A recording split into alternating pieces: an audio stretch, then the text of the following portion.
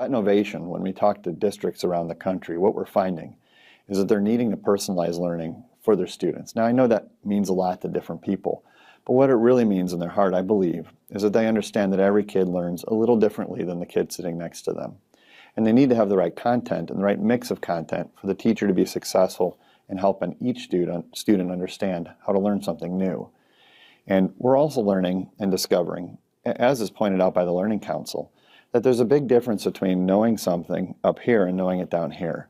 And so a lot of the digital content which is available and a lot of the content that we curate at Knovation is intended to move it south in your heart so that the student really truly understands something rather than just learning it from the sake of memorizing it for a test per se.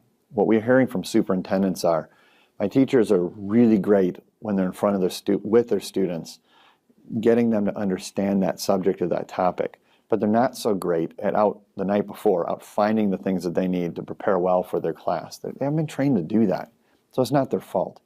So what we're hearing the district saying is that digital content's interesting, but when you've taken away my structure that I used to use of a book, when you take away the backbone of my structure, it leaves my teachers hanging. And so by providing structure and providing the content that they could easily find and use in their classroom, we're able to put that backbone back in underneath the teacher to allow them to do what they do best in the classroom. Thankfully, every school is a little different. And I think that's great because they're reflecting their own community.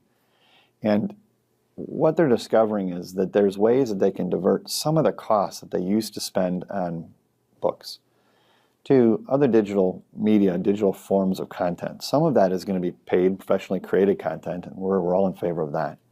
And some of that is going to be professionally curated content that they can then use for their teachers. But the advantage of the second is that all that content is inherently free. A mentor of mine once said, he said, all of us are smarter than any of us. And I believe that's true. And I believe that the World Wide Web brings us the all of us feature. It allows all of us to weigh in on items of historical context, science, whatever it might be. The problem is not finding the content, it's finding the right content. So by finding the right content at the right time that has been pre-approved by another educator for the context of learning, that's learning ready, and it has a no-cost basis associated with it, we're able to put the money that we save perhaps into training our teachers to do a better job with Susie or Juan or Billy.